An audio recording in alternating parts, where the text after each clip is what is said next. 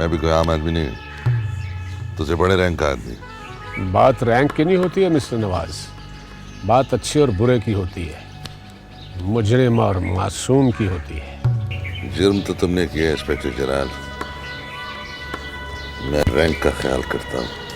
बेटी भाई हो तुम मेरे, वरना इस बात को लेकर मैं तुम्हें अदालत में ऐसा घसीटूं कि ये शख्स बगैर इजाजत मेरे घर में घुसकर चोरी कर रहा था। और इसके लिए सबूत चाहिए होगा, गवाह चाहिए होगा, और तुम्हारे पास सिर्फ एक गवाह है, तुम्हारी मासी, और यकीनन तुम उसे अदालत में पेश नहीं करोगे बतौर गवाह, वरना तुम्हें अपनी बीवी की अदालत में पेश होना पड़ेगा। Mind it.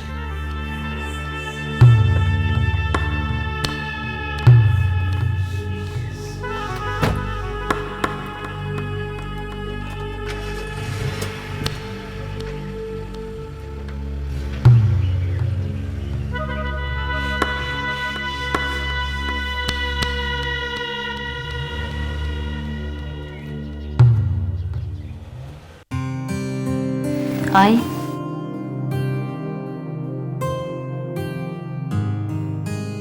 बैठ।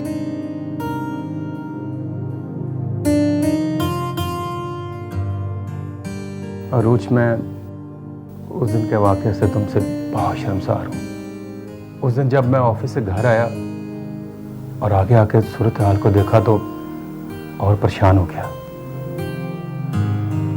अम्मी अब्बू को तो मैं कुछ कह नहीं सकता था, लेकिन तुम पर हाथ उठ गया। ऐसा नहीं होना चाहिए था।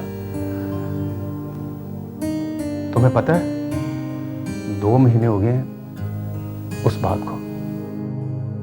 तुम तो उस रात घर से चली आई, लेकिन तुम्हारे जाने के बाद मेरी जिंदगी से सुकून चला गया। एक तरफ अपनी ज्यादती का पछतावा और दूसरी तरफ तन्हाई का सामना। बुजुर्ग सच कहते हैं, गुस्सा हराम होता है। ज्यादती माँ बाप की थी और भुगतना में पड़ी। प्लीज मुझे माफ कर दो, माफ कर दो मुझे। ऐसा कोई पहली बार तो नहीं हुआ था। मेरी तो तरबियत ही ऐसी नहीं है कि बुजुर्गों के सामने बोला जाए। अपने वालिदैन की तरह रिस्पेक्ट देने की कोशिश की है मैंने हमेशा अंकल और आंटी को। उनकी हर तंजिया और तीखी बात को बर्दाश्त किया है मैंने, सिर्फ ये सोचकर कि आपका रवैया तो ठीक है ना मेरे साथ।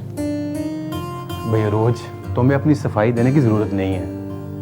मैं जानता हूं ज्यादती मेरी है, मगर क्या करता, माँ बाप को छोड़ नहीं सकता। अगर मैं अलहदा हो जाऊं ना, तो माँ बाप कहाँ जाएंगे इस उम्र में, बताओ। अब न जाने वो इतने लालच की बातें क्यों करते हैं। मैं तो उन्हें समझा समझा कर थक गया हूं। आखिरकार थक कर जिद होकर ये सारा कुछ कर बैठा। बहुत दूर अंदेश है मेरे वालिद, अपने मौक़िफ़ पर बिल्कुल ठीक थे।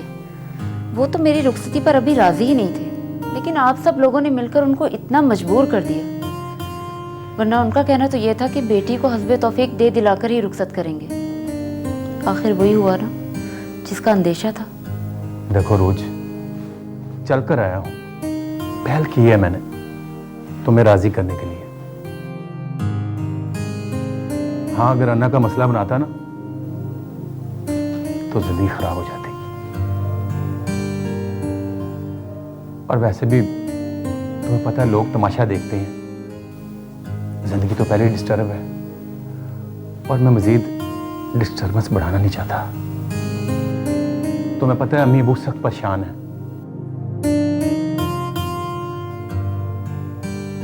उनको अंदाजा नहीं था कि ये सब कुछ हो सकता है।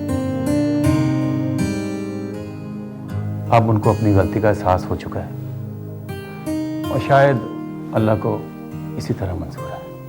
कोई भी लड़की जो अक्ल और शऊर रखती है कभी भी नहीं चाहेगी कि उसकी फैमिली लाइफ यूं डिस्टर्ब हो।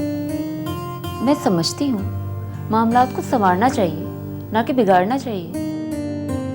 मैं आपकी इस जुर्रत की कदर करती हूँ कि आप मामला सुलझाने की कोशिश कर रहे हैं, लेकिन मेरा नहीं ख्याल कि अब्बू इस मर्तबा किसी की बात मानेंगे। क्या मतलब है तुम्हारा? उनको तुम्हें भेजना नहीं चाहते? इतने हट धर्म नहीं है मेरे अब्बू कि अपनी बेटी का घर खराब करें, बल्कि मेरे अब्बू तो आपके वालिदैन की डिमांड पूरी करने की कोशिश में लगे हुए हैं ताकि दोबारा कोई नाखुशगवार वाकया ना हो। मुझे लालच नहीं है किसी चीज का, वहशत होती है मुझे तुम्हारे बगैर। तुम सब कुछ हो मेरे लिए। घर खाने को दौड़ता है, मेरे ऑफिस की भी परफॉर्मेंस मुतासर हो रही है। प्लीज तुम अंकल और आंटी से बात करो, तुम ऐसा कर सकती हो। Please for me do it. अच्छा, अब्बू से तो नहीं, लेकिन मैं अम्मी से पहले बात करूंगी। अगर वो राजी हो गई तो फिर अब्बू से बात करूंगी।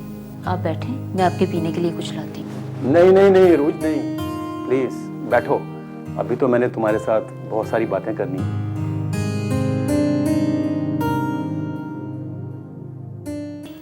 यार एक तो तूने जरूर किसी ना किसी को अपने घर में रखना होता है अपने मुंह पे बनने के लिए, ताकि कालक दूर से नजर आए। क्या जरूरत है इन हालात में भी किसी लड़की को अपने घर में रखने की? फारिग करवा दे उसको, वरना तेरा खाना खराब हो जाएगा। हेलो हेलो, एक मिनट। हेलो, अस्सलाम वालेकुम सर। सर आपका खादम बोल रहा हूँ सर, ताबेदार सर। सर आपकी नगरी में जी रहे हैं सर, वजह आप हैं सर।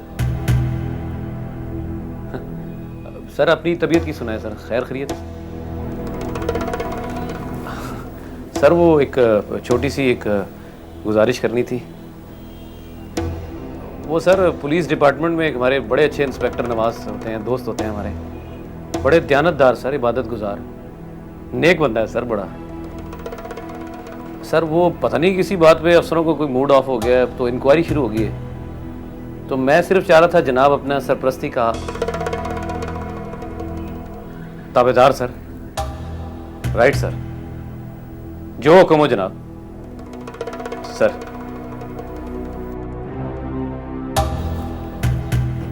या तेरा काम हो जाएगा। कोई भी झूठी सच्ची कहानी सुना के ना बता दी उसको, तेरा काम ओके। ओ मियाँ, और उसके लिए इतने बड़े आदमी की सिफारिश भी छोटी है। तू जानता नहीं है जलाल को? वो आईजी के डायरेक्ट डायरेक्टिव्स लेता है, तो उसको बिल्कुल भी नहीं जानता यार। तू फिर मुझे नहीं जानता, और मुझे मम्मी डैडी ना समझी। ये ड्राइंग रूम में पल बढ़ के जवान नहीं हुआ मैं, फुटपाथों पर रहा हूं मैं, समझ लगी ना? अच्छा सुन, वो नया मुर्गा है गली में, उसको पकड़ना, रोटियां सीधी करनी है।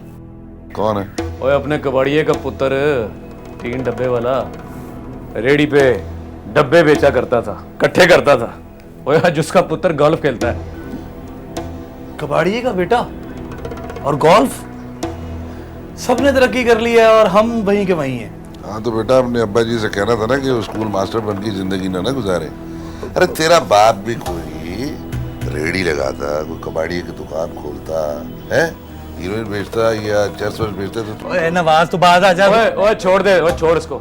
ओए तुझे नवाज इतना कहा उतना कर यार। यार रेस 2-4 दिन मुझे इस धंधे से दूर रख। ओए ओए दिलबर समझा इसको, जिस इलाके में वो गोल्फ खेलता है उधर सिर्फ तेरा कार्ड चलता है, समझा इसको। उसका बाप हाथी है मरा हुआ और उसका बेटा है 1.25 लाख का। डिपार्टमेंट में तो मुजरिम है, बाहर तू साहब है साहब। फील कर इस बात को कि तू साहब है। साहब शक्ल तो देख इसकी, साहब।